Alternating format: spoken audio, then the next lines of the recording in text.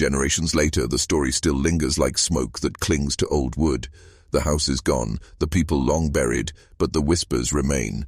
In that small American town, children grow up hearing fragments about the boy who became a father too soon, about the stepmother who blurred the line between parent and partner, about the baby who carried the shame of two titles at once.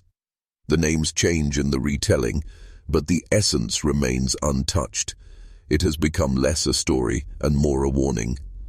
A shadow passed down in silence, reminding every listener that some family secrets do not die, they simply find new places to hide. The descendants live under the weight of something they never chose. They carry a last name that makes neighbors pause, a history that clings even when they try to outrun it. Some moved away, fleeing the soil that held their family's blood. Others stayed, walking the same streets where their father and grandfather once walked, enduring the looks, the whispers, the shame. For them, survival meant silence. They could not erase the past, so they built their lives atop it, praying that time would do what they could not. But time, as always, betrays. And so the story survives, passed in fragments at kitchen tables, whispered in church pews, carried by those who know but will never admit they know. It is not written in any history book, not carved into any gravestone, but it lives in the marrow of the place. A reminder that the darkest truths are not those screamed in anger, but those buried in the blood of families who pretend they never existed. This is the story of a boy who became both son and father, of a woman who wore the mask of a mother while carrying the desire of a lover, of a family that dissolved under the weight of its own silence. And though the world would rather look away, though history would rather forget, the story remains. An echo in the soil, a scar in the bloodline, a reminder that not all ghosts are born in graveyards. Some are born at the dinner table, some carry your name, some call you family. And now, you know their secret, a secret you were never meant to hear. Would you like me to also craft a haunting outro narration for this script? Something that lingers in the viewer's mind after the final words fade. Time is supposed to heal, but in this family, time only deepened the wound. The child grew, unaware of the curse he carried, but the walls around him whispered. He was raised in a house of mirrors where every reflection was a lie, where father, brother, and son collapsed into one impossible truth. As he aged, he became the living embodiment of a secret too grotesque to ever speak aloud. And though he did not yet understand, the world treated him differently, as if his very existence reminded them of a shame they could not bear to face. The man who had fathered him, son and brother at once, found no peace in his adulthood. Every choice he made, every path he tried to walk, was dragged back into the mud of his past. Employers turned him away without reason. Women looked at him with curiosity that quickly turned to unease. He was a man marked not by his own confession, but by the knowledge everyone else carried. The curse of inbred blood was not just in the veins, it was in the eyes of those who looked upon him. His father grew older, bitterer, consumed by the wreckage of his own house. He never forgave his son, and perhaps in truth, he never forgave himself. For he had brought the woman into their lives, and in her shadow, the ruin had taken root. He watched the boy he raised become the man who undid him, and yet behind the fury lingered a terrible guilt. Perhaps he knew in his final years that his silence had been complicity, that by refusing to confront what he saw in its earliest days, he had allowed his family to rot from the inside out. The stepmother, once the architect of desire and shame, aged as well, but her grip on her secret never loosened. She spoke of love even when her body had withered, even when the man who had once been her stepson could no longer stand to look at her. To her, their bond had not been sin. It had been survival, destiny, a rewriting of family roles that the world would never understand, and she carried that belief to her grave, unrepentant, unashamed, leaving behind a legacy of silence and denial that poisoned everyone it touched. But secrets, no matter how carefully buried, do not stay in the ground forever. And in that town, among those who still remembered, the story of the family lived on like a ghost, half whispered, half believed, but never forgotten. There comes a moment in every buried truth when silence is no longer enough. For this family, it arrived in fragments, an argument overheard, a drunken confession, a letter left where it should not have been. The father, already broken by suspicion, finally spoke the words out loud, words that shattered the thin veil holding the family together. The accusation hung in the air like smoke, poisoning every breath. His wife had lain with his son, and the child was proof. What had once been unspoken shame was now undeniable truth. The house became a battlefield of shadows. The father raged not only at his wife, but at the boy who was no longer a boy. He called him betrayer, destroyer, abomination. Yet beneath the anger was something far worse. Grief. Grief for a son who had been stolen from him. Grief for a marriage that had rotted into something unspeakable. Grief for a legacy now smeared with sin. His fury was the fury of a man who realized too late that he had lost everything, not to strangers, but to the very blood under his roof. The stepmother did not crumble under accusation. Instead, she clung tighter to her son-lover, insisting that what they shared was destiny, not shame. She whispered that the world would never understand, that love had no rules, no boundaries, no sin. But to the man, her words felt like chains tightening around his throat. He began to see the truth more clearly than ever before.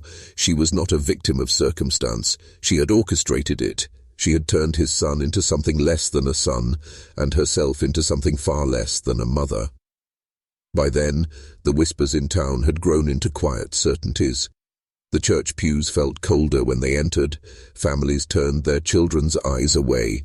There was no trial, no headline, no written record, but everyone knew. And in a way, that was worse, because a trial ends. A newspaper yellows and fad. But memory in a small town never dies. It lingers in every silence, every passing glance, every half-finished sentence. If you're still watching, you're already braver than most. Tell us in the comments, what would you have done if this was your bloodline? Would you speak, or would you bury it deeper, hoping the earth itself could swallow it whole? The years that followed were not years at all. They were shadows. The boy, now a man, carried the weight of two roles that could never be reconciled. To the outside world, he was just another troubled son from a broken home, trying to find his way in a small town that had already judged him guilty in silence. But inside the walls of his house, he was both father and brother to a child who bore his features too closely, a living reminder of a secret that could never be buried deep enough. Every cry of the baby was like an echo of the night. Everything changed, and every look from his father was a wound that never healed. His stepmother clung to him with a desperation that bordered on madness. She spoke of love as though it were absolution, as though naming it could wash away the sin that had already soaked into their blood. But the man began to see her differently. She was not salvation. She was the architect of his ruin. In her arms he found no comfort anymore, only the suffocating reminder that his boyhood had been stripped from him in silence, that he had been shaped into a role he never chose. The town, too, played its part in the slow destruction. They never said the words aloud, but the stares lingered, the children whispered, and doors quietly shut when he passed by. He was marked, not by what he had done, but by what had been forced upon him. Families in small towns have long memories, and though no one spoke, everyone remembered. The secret was never written down, but it lived in the marrow of every glance, every silence, every name unspoken. As the child grew, the truth grew with him. He looked too much like his father, too much like his brother. He carried in his eyes the unbearable proof of what had been done, and the man, his father, his brother, watched as the cycle of shame threatened to bind another generation to the same unholy silence. The boy had once believed he could escape. Now he understood. The family's curse was not just in their actions, but in the blood itself, and blood does not forget. The moment of revelation did not come with a shout. It came in whispers overheard behind closed doors, in the strained voice of his father piecing together a nightmare he had tried to ignore. Rumors had long seeped through the cracks of the town, neighbors noticing too much, relatives keeping their distance, but now the suspicion had sharpened into certainty. His father saw the way his wife carried herself, the swelling in her belly, and the timelines that refused to add up. He was no fool. He knew what it meant. The house turned cold. Meals were eaten in silence, footsteps echoed like thunder, and every glance carried accusation. The boy, now more man than child, felt his father's eyes burning into him across the table, unspoken words pressing against the air until they nearly suffocated him. His stepmother clung to him in the shadows, whispering that love could excuse anything, that their bond was something pure the world could never understand. But deep down, he knew there was nothing pure about it. He had become both betrayer and betrayed, his childhood stolen in exchange for a secret too heavy to carry. When the baby was born, there was no celebration, no flowers, no laughter, no family photographs to mark the occasion. Only a hollow silence broken by the cries of a child who bore the weight of two identities at once. The father could no longer deny it. This was not his son's half-brother, this was his grandchild. The lines had collapsed, and with them, the very structure of family itself. The boy had fathered a child with the woman his own father had brought into their home. The small town erupted in whispers that never reached full voices, because some truths are too dangerous to name aloud. Families across the county looked away, pretending not to see, as though silence could erase the stain spreading through the bloodline. But silence only deepened the wound. Behind every closed door the story festered, turning a household into a tomb of shame. And yet, what haunted them most was not what others thought, but the knowledge that the child, innocent of it all, would grow up trapped inside a web they could never escape. When he was young, he thought of her the way any boy would think of a mother figure. She was there when his own had disappeared, a replacement stitched into the fabric of his father's house. She cooked meals, folded clothes, and read him bedtime stories in a voice that still carried the softness of girlhood. But as the years passed, that softness shifted. The distance between stepmother and stepson narrowed, not with a sudden act, but with 1,000 small gestures, each one breaking down the barrier that should have never been crossed.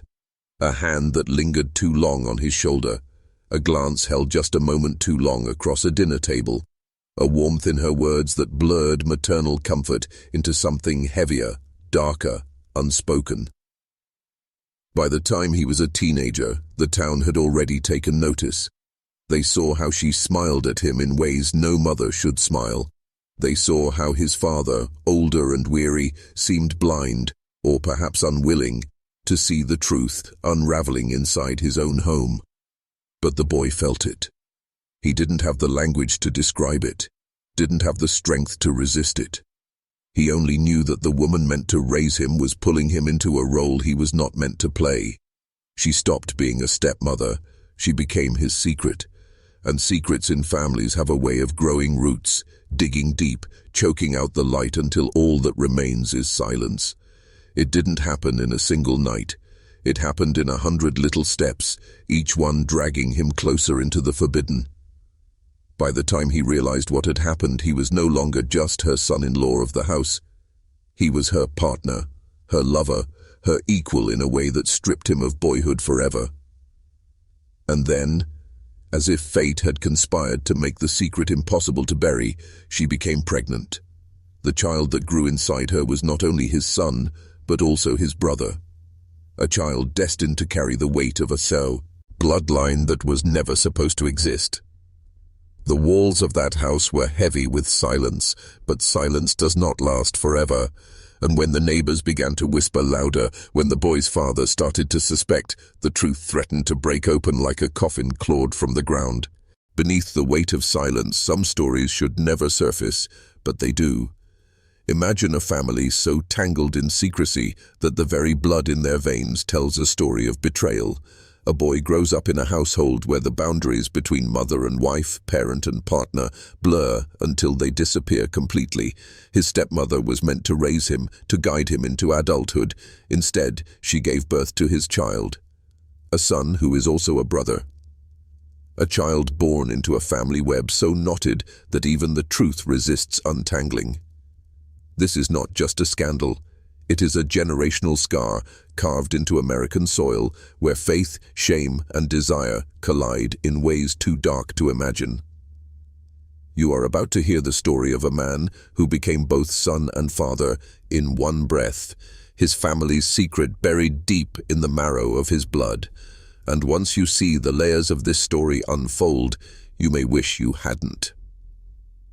It began, as these stories often do, with silence. He was a boy born into a broken home, raised by a father who remarried too quickly, and a stepmother who was not much older than he was. On paper, she was a caretaker. In reality, she became something else entirely. People in the small town noticed the closeness. They whispered in the shadows of church halls and gas stations, but no one dared to say it aloud. And by the time the truth surfaced, it was too late. The damage had already been written into the bloodline.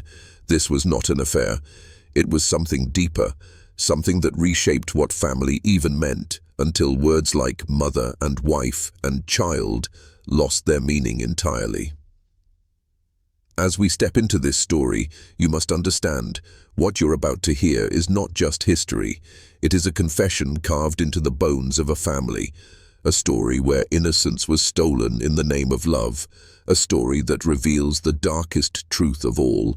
Sometimes the people who are meant to protect you are the ones who destroy you.